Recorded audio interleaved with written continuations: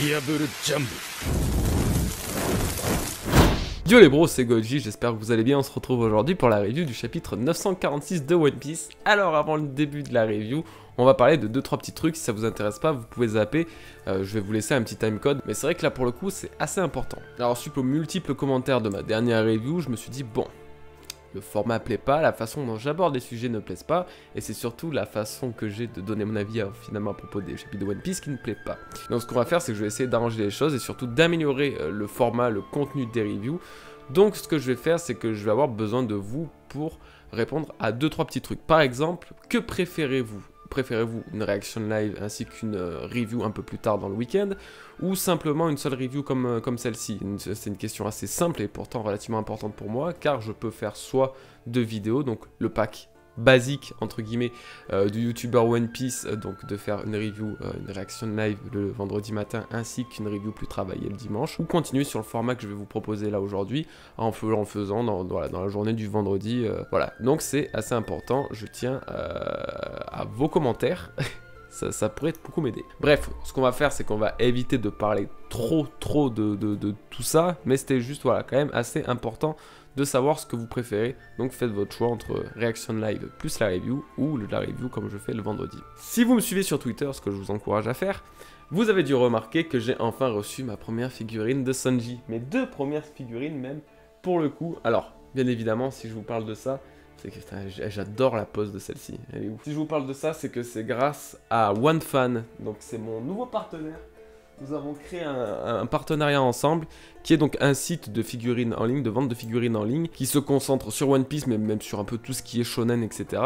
Donc voilà, nous avons décidé de faire un petit partenariat pour vous proposer quelques cadeaux, etc. par la suite. Donc je vous invite à aller faire un tour sur son site, tout est relativement jeune, donc ça serait cool aussi de lui donner un peu de support, et donc n'hésitez pas à aller regarder tout ce qui est articles, etc. si jamais il y a quelque chose qui peut vous intéresser éventuellement. Il n'y a pas de code promo, j'ai rien à vous donner, pas pour le moment du moins, mais voilà, si vous êtes super réceptif à tout ça et tout, ben ça se fera à l'avenir. Donc voilà, je vous confirme, il n'y a pas de contrefaçon et tout est bien officiel. Je lui ai bien demandé si ces licences étaient officielles, si tout était bon, et tout est ok. La réception que j'ai eue, elle était super bien emballée, donc de ce côté-là, voilà, j'ai vraiment tenu à faire gaffe à ce que tout soit clean pour que vous ne tombez pas dans un espèce de plan de contrefaçon ou je ne sais quoi. Tout est clean. Donc voilà, on aura encore l'occasion d'en parler, mais c'était pour le coup le petit instant pub. Ça y est, on peut enfin commencer la review. Je suis désolé donc pour l'attente, mais allons-y. Alors la page de couverture, je l'ai trouvée particulièrement intéressante puisqu'elle représente donc Kinemon et Tsuru, accompagné de Doyokai, donc le petit renard de feu, ainsi que le Tanuki. Donc le renard de feu représente bien évidemment Kinemon. Le Tanuki, je ne sais pas s'il peut avoir un lien avec Tsuru, mais Tsuru était aussi particulièrement intrigante puisqu'elle paraissait beaucoup plus jeune que d'habitude. Donc est-ce que ce n'est pas la Tsuru qui a été représentée par Oda, qui était donc là avant les 20 ans, donc il y a 20 ans tout simplement. Je pense honnêtement que c'est le cas, vu le design, vu le physique beaucoup plus frais entre guillemets que la Tsuru actuelle.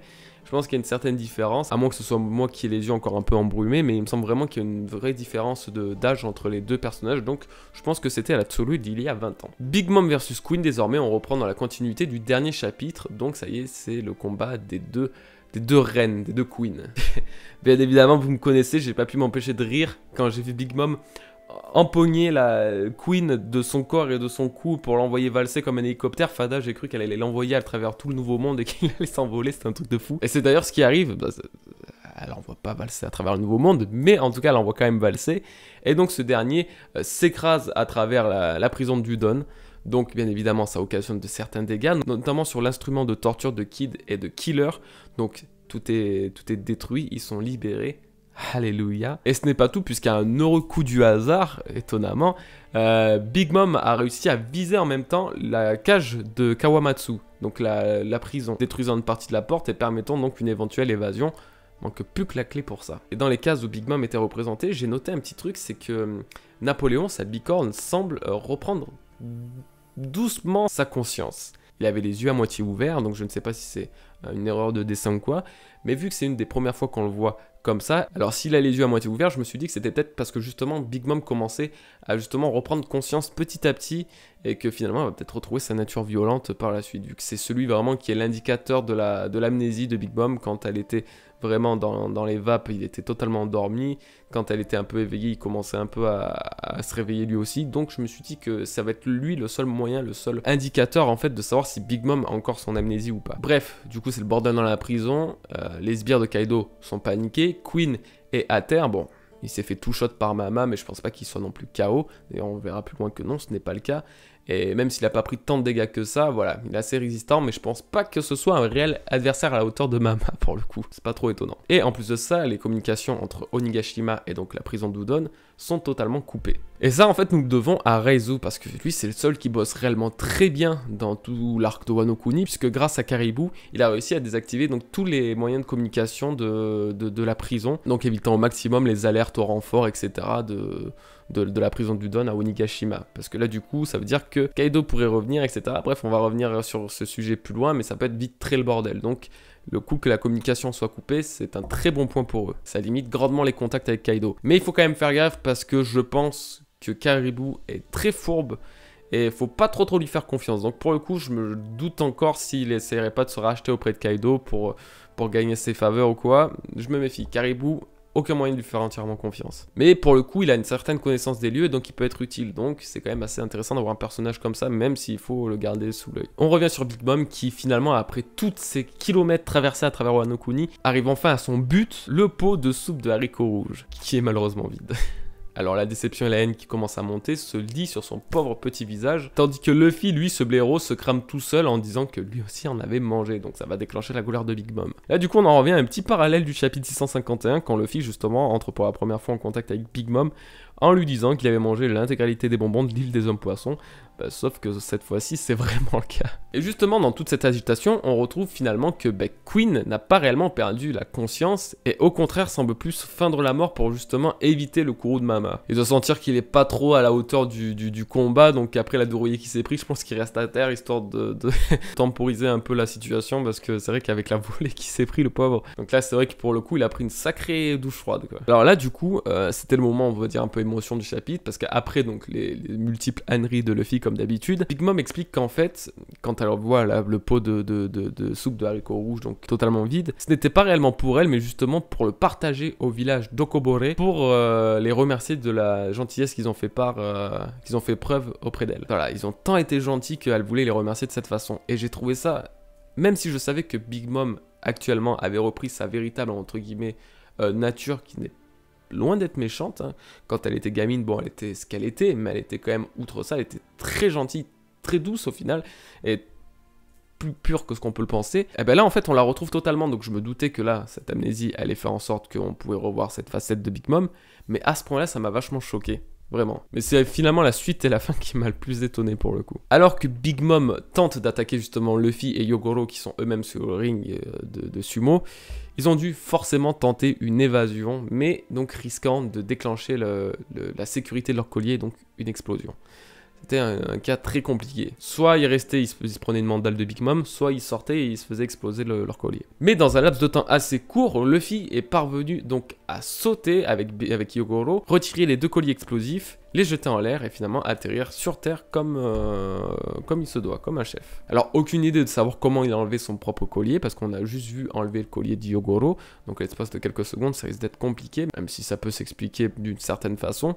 Mais en tout cas, Yogoro a vu quelque chose puisqu'il était carrément choqué de Luffy pour le coup. Et du coup, tel tout bon maître qui se respecte, il va mettre Luffy dans un dilemme qui est de le protéger afin de se mettre en condition pour évoluer son acquis de l'armement. Utiliser cette situation pour vraiment progresser. Et c'est donc ainsi que se clôt ce chapitre. Luffy, les mains face à Big Mom, se prépare donc à engager un nouveau combat contre la Yonko. Voilà, donc on a vu l'intégralité du chapitre. Maintenant, on va revenir sur quelques points du coup et d'éventuelles théories qui ont pu émerger dans mon esprit suite justement à la lecture de ce chapitre. Alors pour l'instant, le combat entre Queen et Big Mom semble être repoussé, même si je pense que Queen va forcément un moment intervenir soit entre Luffy et Big Mom, soit entre Kid et du coup la sortie, soit entre Kamazu et justement Reizu. C'est obligé qu'il va en voir encore une utilité à quelque part, sinon vraiment il aura servi encore plus à rien que Jack finalement, et ça serait quand même un sacré exploit. Bon, Reizu lui va forcément libérer Kawamatsu de sa prison. Je pense que si Kawamatsu a réussi à survivre justement à l'effondrement partiel de sa cellule, ça serait grâce justement à sa carapace. Et si c'est réellement un kappa et donc c'est un yokai, donc un humanoïde tortue façon tortue ninja, je pense qu'il a pu se cacher d'une certaine façon dans sa carapace peut-être pour justement éviter de prendre trop de dégâts façon justement Pecom. Ça ferait un certain lien assez marrant avec l'équipage de Big Mom, etc. Donc, Ensuite, concernant le coup de la communication, normalement, si Kaido ne voit plus de communication venant de la prison d'Udon, etc., il est censé envoyer au moins quelqu'un. S'il n'envoie personne, donc c'est lui qui va y aller, c'est lui qui va se déplacer à la prison, donc peut-être confrontation Kaido-Big Mom, soit justement ça risque d'être King ou Jack d'ailleurs, qui risque de se rendre sur à la prison d'Udon pour justement faire une sorte de rapport et voir si toute la situation est maîtrisée. Ensuite, pour la question de Big Mom qui se retrouve être encore plus gentille que ce que je pensais au départ, ça a été la très bonne surprise du chapitre pour ma part. Car justement après ça, je suis encore plus convaincu qu'elle se souviendra de la gentillesse de Otama et que ça aura justement un très grand impact par la suite dans l'arc de Wano. Ça fait quelques temps que je le dis déjà et je sais pas si ça va s'affirmer ou pas, mais c'est vraiment ce pressentiment que j'ai que Big Mom va avoir une certaine chose, elle pourra pas avoir une haine viscérale envers les habitants de Kobore ou justement d'Otama. Et Otama sera peut-être celle qui va pouvoir la canaliser un petit peu. D'ailleurs, voir Luffy et se faire appeler Big Mom sans que pour autant ça n'enlève son amnésie, ça montre que Big Mom a vraiment ce truc qui fait que il va falloir quelque chose de plus puissant, plus marquant pour que sa mémoire lui revienne. Donc soit ça va être un coup encore porté, comme si elle allait revivre entre guillemets la chute qu'elle a eue dans l'eau. Donc soit c'est un coup porté qui va lui permettre donc de retrouver la mémoire, soit ça va être justement un événement marquant de quelque chose. Souvenir, etc. Bref. Alors ensuite pour le coup de Luffy qui retire les colliers, sur le coup j'ai vraiment eu du mal à visualiser, à comprendre qu'est-ce qui a pu arriver dans cette scène, mais je pense avoir compris maintenant. Alors mon hypothèse c'est qu'en temps normal, le haki simple n'aurait pas suffi à briser donc le collier de Hyogoro et de Luffy de cette façon. Et si justement Hyogoro a été choqué de cette action, c'est que peut-être Luffy, dû à cette poussée d'adrénaline ou je ne sais quoi, a réussi à augmenter le niveau, l'intensité et la puissance de son haki de l'armement. Un peu ce qu'il cherchait à faire juste avant. Donc ce power-up, grâce à la situation, va donc être utilisé par Hyogoro pour apprendre justement à Luffy comment mieux gérer son haki vu que leur vie est en jeu. Et là finalement on en vient au fait qu'il va sûrement apprendre cette fameuse forme du haki avancé que Katakuri lui avait montré justement. Il lui disait qu'il y avait des choses qui étaient encore supérieures au haki de l'armement, et donc ça va peut-être être celle-ci, cette forme supérieure au haki de l'armement. Peut-être que justement Luffy va avoir un flashback de son combat contre Katakuri pour repenser en disant « Ah mais c'était ça qu'il m'avait dit Katakuri ». Il va sans doute réussir à mieux résister à l'attaque de Big Mom, et encore mieux réussir justement à contrôler le Ryuho, donc la fameux haki de l'armement avancé mais la protection invisible, ce qu'il cherchait à faire avec Hyogoro, pour justement éventuellement projeter Big Mom hors du ring. C'est donc je pense une des hypothèses les plus probables concernant cette suite, même s'il y a encore beaucoup de choses encore exploitables dans ce chapitre et par la suite, et comment Luffy va exploiter son haki, l'armement, etc. Mais je pense que là on arrive sur le moment où Luffy va justement apprendre cette facette du haki. Donc voilà, c'est donc la fin de cette review, j'espère qu'elle vous aura plu les bros. N'hésitez pas à me le montrer, soit par like, soit par commentaire, dans tous les cas ça m'a fait du bien, voilà, j'espère que ça vous plaira sincèrement. Donc n'oubliez pas encore de me dire ce que vous souhaitez pour la prochaine fois, si on teste les deux vidéos, donc une réaction live et une review, ou si voilà, on reste sur ce format tranquillement. N'oubliez pas de checker les dernières vidéos de la chaîne, je vous les mets ici. Et puis, écoutez les bros, on se dit à la prochaine, à mardi pour la prochaine vidéo. Merci à vous, passez un bon week-end, portez-vous bien, peace.